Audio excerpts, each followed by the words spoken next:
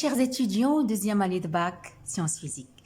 Bienvenue dans cette nouvelle capsule dans laquelle on va parler d'un petit organite appelé les mitochondries.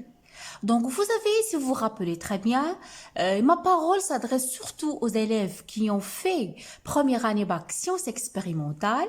Vous avez appris que le siège principal de la photosynthèse, ce sont les chloroplastes. Et vous avez aussi découvrir la structure ou bien l'ultrastructure des chloroplastes. Donc, dans votre tête, que les chloroplastes, c'est le siège de la photosynthèse, c'est-à-dire la synthèse de la matière organique chez les plantes chlorophylliennes, chez les plantes vertes. Aujourd'hui, on va parler de ce petit organite appelé mitochondrie. Donc, c'est quoi la mitochondrie, mes chers étudiants? La mitochondrie, c'est un petit organite de 1 micromètre de longueur. C'est-à-dire, quand vous voyez sa photo, je ne peux pas voir à l'œil nu. Il faut un microscope. C'est un petit organite de 1 micromètre de longueur, présent chez tous les eucaryotes et le siège principal de la respiration cellulaire. Si la photosynthèse, c'est le siège, si les chloroplastes chez les plantes vertes, c'est le siège de la photosynthèse, chez les cellules eucaryotes, où se déroule le processus de la respiration cellulaire, c'est ici, mes chers étudiants, c'est au niveau de mitochondries. Donc, de quoi il est composé, ces mitochondries-là? Quelle est l'ultrastructure de mitochondries, comme vous voyez? Donc, il y en a des mots que je vais expliquer. Donc, les mitochondries, mes chers étudiants, ce sont des organites clos, fermés, qui sont délimités par des membranes. Comme vous voyez, on a une membrane extérieure, c'est là qui se trouve à l'extérieur, et on a aussi une membrane interne. Donc, la membrane externe, elle est perméable à de nombreuses substances permettant des échanges avec le cytosol. Tandis que, quand vous voyez la membrane interne, j'espère que la photo est bien claire, la membrane interne, elle émet de nombreux replis. Regardez, ça c'est un repli, ça c'est un repli, ça c'est un repli. Il émet de nombreux replis appelés les crêtes mitochondriales. Donc voilà, troisième terme. Donc membrane externe, membrane interne qui émet des replis appelés les crêtes mitochondriales qui cloisonnent l'intérieur de l'organite. Donc cet intérieur de mitochondrie, je vais le nommer, comme vous voyez, matrice. Donc l'intérieur de mitochondrie est appelé matrice. Je viens de le dire, l'intérieur de la mitochondrie, il est nommé la matrice. Qu'est-ce qu'on trouve au niveau de la matrice? On trouve des ribosomes et on trouve de l'ADN, comme vous voyez. Attendez, je vais régler la photo, regardez. Donc ça c'est la matrice. À l'intérieur, qu'est-ce qu'on trouve? De l'ADN et des ribosomes.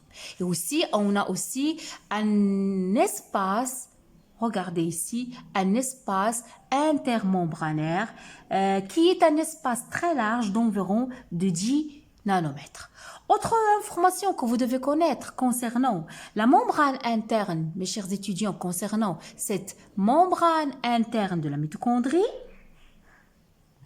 la membrane interne, il porte des ATP synthétase, dont la tête elle est orientée vers la matrice. Donc regardez cette photo-là, ça montre ça. Donc voilà l'ultrastructure. Donc comme vous voyez, la membrane interne, c'est ça. C'est ici. Qu'est-ce qu'il porte? Il porte des sphères pédonculées, des ATP synthétase dont on verra le rôle dans les prochaines capsules, Inch'Allah. Donc, pour bien éclaircir les choses, des analyses biochimiques qui ont été réalisées dans différentes parties de la mitochondrie ont montré la constitution suivante. Donc, qu'est-ce qu'on trouve dedans dans la membrane externe? On trouve des lipides, 40% des lipides, 60% des protéines. On trouve aussi des éléments enzymatiques dont la composition est voisine de cellules de la membrane cellulaire. On peut aussi trouver au niveau de la membrane interne la même chose, des lipides et des protéines, mais le pourcentage varie. 20% des lipides et 90% de protéines. On note aussi, 82% de protéines, présence de nombreux enzymes, en particulier des ATP synthétases.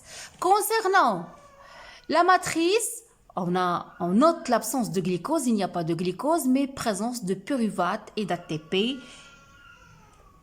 Et les éléments enzymatiques, présence de nombreux enzymes, dont les hydrogénases et les décarboxylases. Je vais consacrer une capsule dont je vais expliquer quel est le rôle de ces enzymes, de ces enzymes-là, déshydrogénases et carboxylases.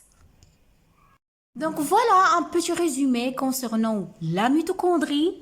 Retenez, c'est le siège de la respiration, que la mitochondrie est un petit organite de 1 micromètre de longueur. Il est limité par une double membrane. Oui, la membrane interne et la membrane externe. On a déjà vu, je vous ai déjà montré sur la photo tout à l'heure que la membrane interne, il forme de nombreux replis appelés les crêtes mitochondrielles.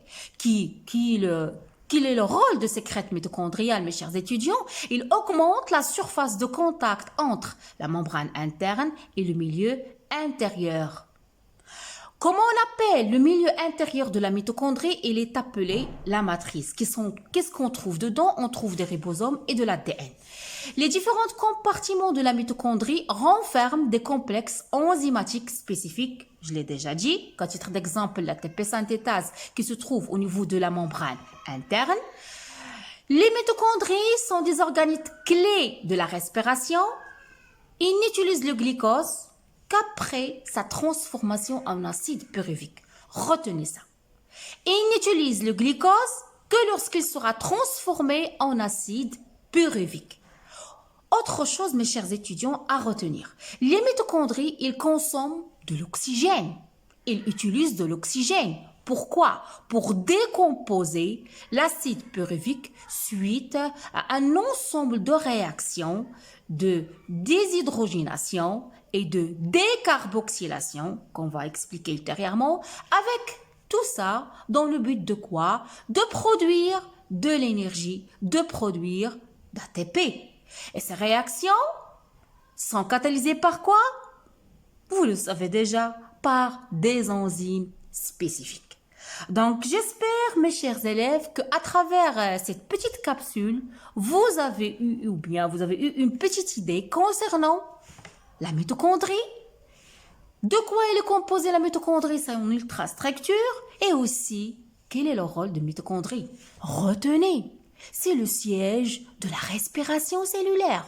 Au contraire des chloroplastes, qui sont le siège de quoi? De la photosynthèse. Très bien. Donc, je vous donne rendez-vous à une autre capsule. Laissez-moi des commentaires, des likes, abonnez-vous à ma chaîne. À la prochaine.